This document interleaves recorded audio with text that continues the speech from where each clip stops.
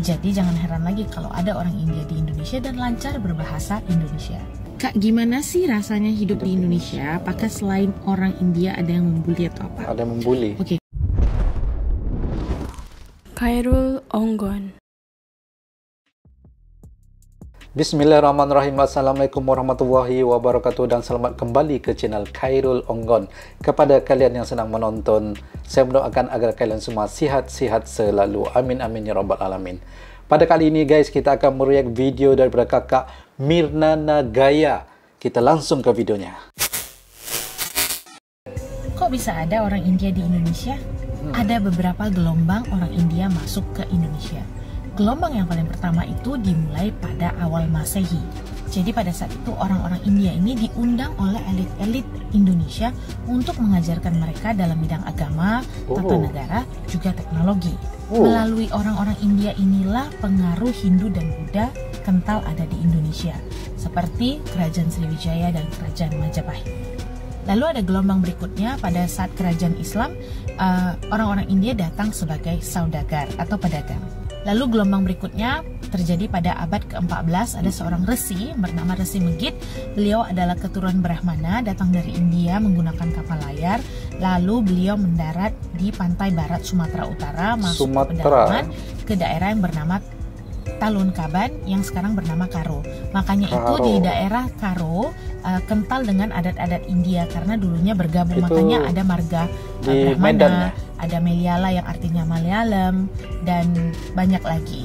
Nah, gelombang terakhir yang datang itu adalah gelombang kakeknya saya. Gelombang terakhir ini dimulai pada tahun 1872. Mereka didatangkan dari India oleh Inggris ke Malaysia sebenarnya. Lalu dari Malaysia mereka didatangkan ke Indonesia untuk apa? Mereka didatangkan untuk didatang oleh Inggris ke Malaysia, kemudian ke Indonesia pun ada ya. Dipekerjakan sebagai buruh di perkebunan tembakau. Jadi seperti yang kata kakek saya sebenarnya benar. Jadi mereka itu pertamanya ke Penang, Kuala Lumpur, lalu dari sana diminta oleh tentara Belanda untuk dikirimkan ke Indonesia. Pada tahun 1940-an, setelah kita selesai dijajah oleh Belanda, ada sebagian dari orang India, mereka kembali ke negara India.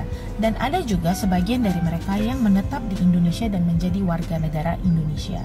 Beberapa tokoh terkenal India yang mempunyai nama di Indonesia seperti Sara Azari, itu dia aktris. Lalu ada Siniwasan Marimutu, pendiri perusahaan raksasa Texmaco, dan ada Ram Punjabi, seseorang yang mempunyai kerajaan industri perfilman terhebat di Indonesia. Kalau kamu suka nonton sinetron, mostly sinetron itu adalah karyanya Ram Punjabi.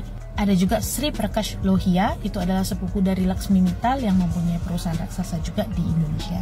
Berdasarkan data pada tahun 2013, ada 100.000 orang India yang berada di Indonesia. Mereka biasanya ditemukan di kota-kota besar seperti Medan, Surabaya, Yogyakarta, Jakarta, dan yang lain-lain. Ada banyak organisasi Tamil di Indonesia. Salah satunya adalah Indonesian Tamil Sanggam. Indonesian Tamil Sanggam ini bergerak dalam bidang pelestarian budaya dan bahasa Tamil. Jadi jangan heran lagi kalau ada orang India di Indonesia dan lancar berbahasa Indonesia. Follow for more. Kak, gimana sih rasanya hidup di Indonesia? Apakah selain orang India ada yang membuli atau apa? Ada yang membuli. Oke, saya tinggal di Indonesia ini dari lahir. So kalau misalnya mau compare ke negara lain ya karena kita nonton TV dan sekarang mungkin ya saya tinggal di sini. Tapi ini kan belum lama ya tinggal di Malaysia. Cuman mungkin kalau yang dari ini, toleransi di Indonesia itu sangat tinggi gitu. Jadi maksudnya kalau misalnya kita keluar dengan suku-suku lain, it's normal. Kalau kita jalan ke mall dengan suku lain, itu adalah hal yang sangat normal. Gak ada yang aneh gitu, enggak. Terus makan di rumah teman itu biasa. Kita kalau makan siang, makan dong di rumah gue, mak gue masak gitu. It's normal. Dan yang pastinya mereka tahu bahwa apa yang boleh dimakan dan apa yang tidak boleh dimakan oleh orang India. Misalnya mereka masak sesuatu yang saya tuh nggak bisa makan, mereka ngasih tahu kamu nggak bisa makan ini gitu. It's normal. Di institusi pendidikan juga nggak ada perbedaan. Kalau kamu belajar keras, ya hasilnya akan kelihatan bahwa kamu pintar dan dia akhirnya hasil itu akan kelihatan. Terus kalau misalnya kamu masuk satu sekolah, ataupun satu universitas, tidak ada pembedaan bahwa ada kuota misalnya untuk orang ini sekian, untuk orang ini sekian, nggak ada. Jadi siapapun kalau misalnya mereka belajar keras dengan hasil yang maksimal, mereka akan masuk ke universitas negeri ataupun swasta yang mereka inginkan. Untuk pekerjaan juga mereka akan nilai kalau kamu mampu, kamu akan diberikan pekerjaan itu, bukan berdasarkan suku apa kamu. Tapi ya memang sih tetap ada ya yang namanya orang dalam. Malahan ayah saya itu adalah seorang pegawai pemerintahan. Jadi beliau dulu bekerja di dinas pekerjaan umum. Dan kakek saya juga dulunya bekerja di dinas pekerjaan umum, pegawai pemerintahan juga. Walaupun Hari Raya Dipawali belum menjadi hari raya umum di Indonesia karena masih kaum minoritas, masih hari raya tentatif, yang artinya bahwa kalau misalnya kamu bekerja di satu perusahaan itu akan memberikan kamu libur sendiri. Tetapi kita tetap merayakannya dengan hikmat dan dengan rasa kebahagiaan, karena semua rakyat, semua teman-teman yang beragama lain dan bersuku lain tetap mendukung. Malahan sebenarnya dari suku-suku lain itu sangat kayak antusias dengan yang namanya adat India. Mungkin apa karena ada peninggalan sejarah India itu besar ya di Indonesia. So as Indian, as suku India, orang Indonesia bersuku India di Indonesia, saya merasa nyaman-nyaman aja dan aman, tentram, karena secara simbol juga kita Bhinneka Tunggal Ika, berbeda-beda tetapi tetap satu jua. This is for your info and follow for more. Jadi ada yang tanya tapi nggak tahu ke skip kan komennya. Suku India apa di Malaysia bedanya dan orang India yang ada di Indonesia dengan orang India yang ada di Malaysia? Yang pertama, kita sama-sama nenek moyangnya datang dari India.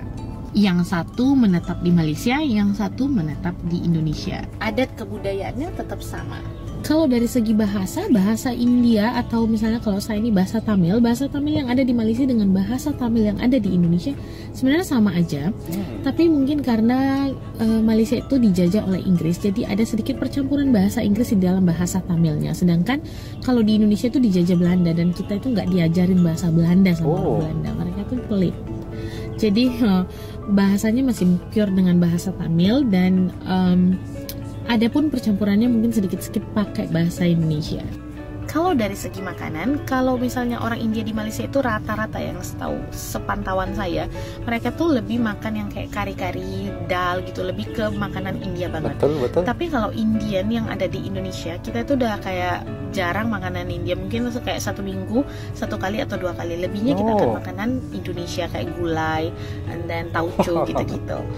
Kalau dari segi pakaian di Malaysia itu, misalnya kalau kita pakaian adat, kalau ke office pun atau ke kantor dalam bahasa Indonesia kita masih memakai pakaian adat India. Jadi ada yang pakai sari, ada yang pakai Punjabi suit.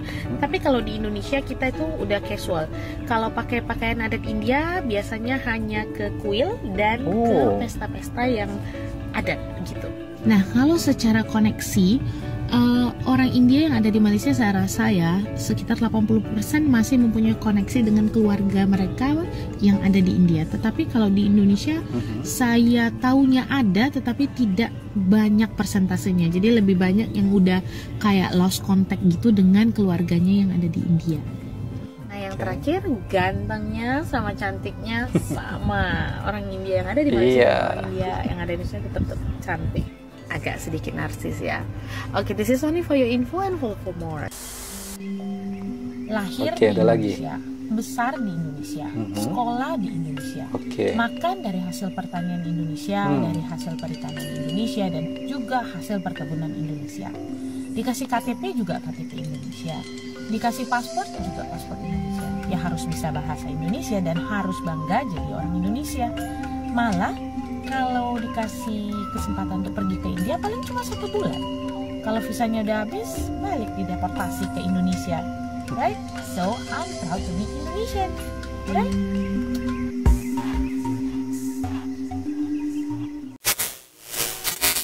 Oke guys, itulah tadi kita telah selesai nonton video daripada kakak Mina Nagaya yang berketurunan India tetapi asli adalah orang Indonesia, yang maksudnya dia suku India di Indonesia.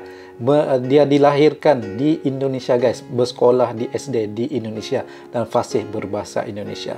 Saya sangat salut dan kagum dengan kakak ini tadi kerana beliau telah berbagi informasi ya. Banyak yang saya belajar daripada video ini dan banyak juga yang kita ketahui sejarah tentang kedatangan suku India, bagaimanakah suku India boleh ada di Indonesia dan sebagainya. Dan itulah dia keistimewaan Indonesia, iaitu Bhinneka Tunggal Ika, yang bermaksud berbeza-beza tetapi satu. Meskipun beragam budaya, agama, ras dan sebagainya, tetapi orang Indonesia ini tetap berpegang kepada kesatuan dan persatuan. Dan saya tertarik dengan apa yang kakak itu bilang tadi guys.